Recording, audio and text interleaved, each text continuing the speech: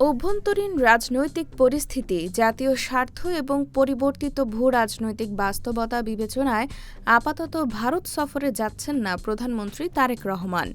কূটনৈতিক সূত্রগুলোর দাবি, বাংলাদেশ-ভারত সম্পর্কের বিভিন্ন অমীমাংসিত ইস্যু এবং আস্থার ঘাটতির কারণে সম্ভাব্য দিল্লি সফরের আলোচনা কার্যত স্থগিত রয়েছে।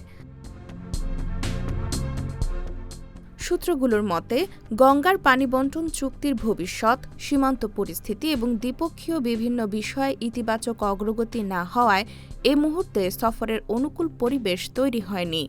এদিকে প্রধানমন্ত্রীর সাম্প্রতিক চীন সফরের পর ঢাকা-বেইজিং সম্পর্ক নতুন মাত্রা পেয়েছে, যা বাংলাদেশের কৌশলগত অবস্থানকে আরও গুরুত্বপূর্ণ করে তুলেছে। পররাষ্ট্র মন্ত্রণালয়ের কর্মকর্তারা জানিয়েছেন, সেপ্টেম্বরে জাতিসংঘ সাধারণ অধিবেশনে যোগ দিতে নিউ ইয়র্ক সফরের প্রস্তুতি চলছে। পাশাপাশি জাপান ও সৌদি আরব সফর নিয়েও আলোচনা এগিয়েছে। জাপানের সঙ্গে উচ্চ পর্যায়ের বৈঠকে সম্ভাব্য সফরের বিষয়টি আলোচনায় আসতে পারে। অন্যদিকে সৌদি যুবরাজের আমন্ত্রণের পর রিয়াদ সফরের প্রস্তুতিও গুরুত্ব পাচ্ছে। বিশ্লেষকদের একাংশের মতে, বর্তমান প্রেক্ষাপটে দিল্লি সফর স্থগিত রাখার সিদ্ধান্ত কৌশলগতভাবে গুরুত্বপূর্ণ।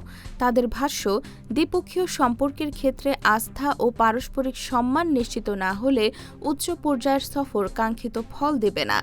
তবে বাংলাদেশ-ভারত সম্পর্কের ভবিষ্যৎ নির্ভর করবে দুই দেশের মধ্যে ইতিবাচক সংলাপ ও পারস্পরিক আস্থা পুনর্গঠনের ওপর। M1 TV news desk.